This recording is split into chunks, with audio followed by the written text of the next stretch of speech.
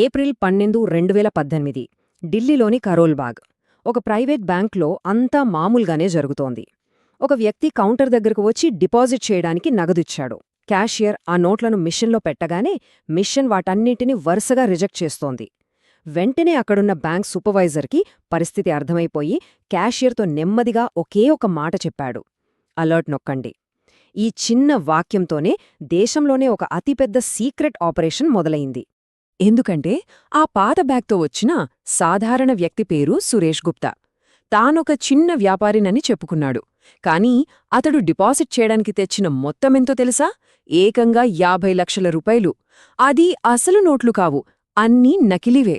ఇదొక్క సంఘటన మన దేశ ఆర్థిక వ్యవస్థను కుదిపేసంత పెద్ద కుట్రను ఎలా బయటపెట్టిందో ఇప్పుడు వివరంగా చూద్దాం. ఈనాటి విశ్లేషణకు స్వాగతం. మనం మాట్లాడుకోబోయే ఈ సంఘటన ఏదో సినిమా స్క్రిప్ట్లా అనిపించొచ్చు, కానీ ఇది నకిలీ నోట్ల నెట్వర్క్ను ఛేదించడానికి భారతదేశ ఇంటెలిజెన్స్ సంస్థ RAW నిర్వహించిన ఒక రియల్ అండ్ డేంజరస్ ఆపరేషన్.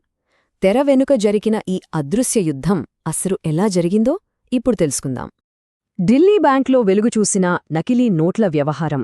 పట్టుబడిన సురేష్ గుప్తాను పోలీసులు విచారించగా ఆ నోట్లు నేపాల్లోని ఒక సప్లయర్ ద్వారా వచ్చాయని బయటపెట్టాడు. ఇక్కడే రంగంలోకి దిగింది. ఇందులో పాకిస్తాన్ ఏజెన్సీ ISI హస్తం ఉందన్న అనుమానంతో దర్యాప్తు ప్రారంభించింది. ఆ పట్టుబడిన నోట్లను సీనియర్ అధికారులు నిశితంగా పరిశీలించినప్పుడు అసలు విషయం బయటపడింది. ఆ నోట్ల నాణ్యత చూసి వాళ్లే షాకయ్యారు. వాటర్ మార్కులు, సెక్యూరిటీ థ్రెడ్స్, ప్రింటింగ్ షార్ప్నెస్ అన్నీ దాదాపుగా ఒరిజినల్ నోట్లను దించేశారు. సామాన్య ప్రజలకే కాదు, బ్యాంకు సిబ్బందికి కూడా తొలిచూపులో గుర్తుపట్టడం దాదాపు అసాధ్యమన్నంత పక్కగా వాటిని తయారుచేశారు. దీన్ని ఇంటెలిజెన్స్ నిపుణులు కేవలం ఒక దొంగతనంగానూ మోసంగానూ చూడలేదు. పాకిస్తాన్కు చెందిన ISI మన దేశంపై ప్రయోగిస్తున్న ఒక ఆర్థిక విధ్వంసంగా భావించారు. అంటే దొంగచాటుగా మన బ్యాంకింగ్ వ్యవస్థలోకి ఈ నకిలీ కరెన్సీని డంప్ చేసి మన ఆర్థిక స్థిరత్వాన్ని దెబ్బతీయడానికి పన్నిన అత్యంత ప్రమాదకరమైన కుట్ర అన్నమాట. ఈ నకిలీ కరెన్సీ అసలు ఎక్కడినుంచి వస్తోందో నిఘా వర్గాలు పసిగట్టాయి. నేపాల్లోని విరాట్ నగర్లో ఉన్న ఒక పెద్ద ప్రింటింగ్ ప్రెస్ నుండి ఇవి తయారవుతున్నాయని తెలిసింది. అయితే వేరొక దేశం భూభాగంపై మన పోలీసులుగాని సైన్యంగాని డైరెక్ట్గా దాడి చేయటం కుదరదు. అలా చేస్తే ఇంటర్నేషనల్గా పెద్ద సమస్య అవుతుంది. అందుకే ఎవరికీ అనుమానం రాకుండా అత్యంత రహస్యంగా ఒక ఇంటెలిజెన్స్ ఆపరేషన్ చేయాలని డిసైడ్ అయింది. విక్రమ్ జంగ్ షా అనే అండర్ కవర్ ఏజెంట్ ప్లాన్ ఇక్కడే మొదలైంది. ఇటువంటి చప్పుడు చేయకుండా దొంగచాటుగా వెళ్లి ఆధారాలు సేకరించడమే ఈ మిషన్ ఉద్దేశం. ఈ ఆపరేషన్ కోసం మన ఏజెంట్ విక్రమ్ ప్రకాష్ అధికారి అనే పేరుతో తన ఐడెంటిటీని పూర్తిగా మార్చుకున్నాడు. ఒక పెద్ద బుక్ ఆర్డర్ కోసం మంచి ప్రింటింగ్ ప్రెస్ వెతుక్కుంటూ వచ్చిన ఒక అమాయకపు పబ్లిషర్లాగా అతడు నేపాళ్లో అడుగుపెట్టాడు.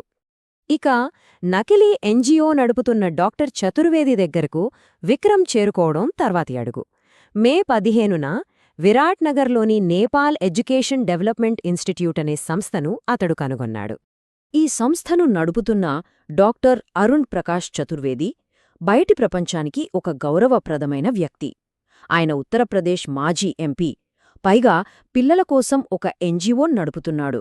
కాని దీని వెనుక ఉన్న అసలు నిజమేంటంటే పాకిస్తాన్ ISI ఒత్తిడికి తలొగ్గి ఈ నకిలీ నోట్ల ముఠాను అతనే ఆపరేట్ చేస్తున్నాడని ఇంటెలిజెన్స్ అధికారులకు గట్టి అనుమానం.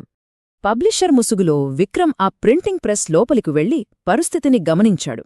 అక్కడ చూస్తే కేవలం పుస్తకాలు ప్రింట్ చేసే ఒక సాధారణ NGOకు అంత ఖరీదైన అత్యాధునిక యంత్రాలు ఎందుకుంటాయనే అనుమానం వచ్చింది. దానికి తోడు ఎడ్యుకేషనల్ మెటీరియల్ అని లేబుల్ వేసి ఉన్న అట్టపెట్టెల లోపల పచ్చటి నోట్ల కట్టలు కనిపించాయి. వీటన్నింటికీ మించి డాక్టర్ చతుర్వేదికున్న ఒక కఠినమైన రూల్, ఏ లావాదేవీలైనా సరే కేవలం క్యాష్ ద్వారానే జరగాలి. ఇవన్నీ చూశాక విక్రమ్కు అసలు కథ ఏంటో పూర్తిగా అర్థమైపోయింది. ఈ ఆపరేషన్ ఎంత వేగంగా జరిగిందో ఒకసారి టైంలైన్ చూస్తే తెలుస్తుంది. ఏప్రిల్ 12న ఢిల్లీలో నోట్లు పట్టుబడితే సరిగ్గా నెల రోజులకల్లా విక్రమ్ నేపాల్ వెళ్లి ఆ ప్రెస్లో అడుగుపెట్టాడు. ఆ తర్వాత మరో నెల రోజులకు అంటే జూన్ 15వ తేదీన విక్రమ్ ఒక సంచలన విషయాన్ని హెడ్ క్వార్టర్స్కు రిపోర్ట్ చేశాడు. ఆ ప్రెస్లో ప్రింటింగ్ పనులను చూసుకుంటోంది నేపాలీలు కాదు, ఒక పాకిస్తానీ ఆపరేటర్ అని కనుగొన్నాడు. ఇక కీలకమైన చివరి దశ రహస్య రికార్డింగ్ మరియు అరెస్ట్. మాస్టర్ మైండ్ను పట్టుకోవడానికి జూన్ 25వ తేదీన విక్రమ్ తన వ్యూహాన్ని మార్చాడు. విక్రమ్ తనను తాను ఒక సాధారణ పబ్లిషర్లా కాకుండా భారతదేశంలోకి నకిలీ నోట్లను అక్రమంగా తరలించగల ఒక స్మగ్లర్లాగా డాక్టర్ చతుర్వేది ముందు ప్రొజెక్ట్ చేసుకున్నాడు. ఈ ఎత్తుగడ అద్భుతంగా పనిచేసింది. విక్రమ్ మీద నమ్మకం కుదరడంతో వాళ్లు ఒక అర్ధరాత్రిపూట తమ రహస్య ప్రెస్లోకి అతన్ని ఆహ్వానించారు. జూన్ 26వ తేదీ రాత్రి రానే వచ్చింది. విక్రమ్ ఎంతో చాకచక్యంగా తన దగ్గరున్న హిడెన్ కెమెరాతో ఆ బిల్డింగ్లోని సీక్రెట్ గదిలోకి వెళ్లాడు. అక్కడ సాక్షాత్తు హనీఫ్ అనే ఆ పాకిస్తానీ ఏజెంట్ యంత్రాలపై మన భారతీయ 500 రూపాయల నోట్లను ప్రింట్ చేస్తున్నాడు. ఆ దృశ్యాన్నంతటినీ విక్రమ్ తన కెమెరాలో చాలా స్పష్టంగా రికార్డ్ చేశాడు. వాళ్ల కుట్రను నిరూపించడానికి కావాల్సిన తిరుగులేని సాక్ష్యం దొరికేసింది. విక్రమ్ సేకరించిన ఈ పక్కా ఆధారాలతో మన రా అధికారులు స్థానిక నేపాల్ పోలీసులతో కలిసి ఆ ప్రెస్పై మెరుపుదాడి చేశారు. డాక్టర్ చతుర్వేదితో పాటు ఆ పాకిస్తానీ ఏజెంట్ హనీఫ్ను అరెస్టు చేశారు. అక్కడ దొరికిన కోట్ల రూపాయల నకిలీ నోట్లను, ఆ భారీ ప్రింటింగ్ యంత్రాలను సీజ్ చేశారు. అలా మన దేశ ఆర్థిక వ్యవస్థను ఛిద్రం చేయాలనుకున్న ఒక అదృశ్య ముప్పును విజయవంతంగా తుదముట్టించారు.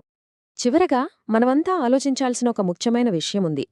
సరిహద్దుల్లో శత్రుదేశాలు చేసే సైనిక దాడుల కంటే ఏమాత్రం చప్పుడు లేకుండా సామాన్యుల ఆర్థిక జీవితాలను దెబ్బతీసే ఇలాంటి అదృశ్య దాడులు నిజంగా ఎంత ప్రమాదకరమైనవో కదా. ఇలాంటి ఎన్నో దాడుల నుంచి మనల్ని, మన దేశ భద్రతను కాపాడటం వెనుక ఎంతోమంది అజ్ఞాత వీరుల కృషి దాగి ఉంది. ఈనాటి విశ్లేషణ మీకు ఆసక్తికరంగా అనిపించిందని ఆశిస్తూ ఇక్కడితో ముగిద్దాం.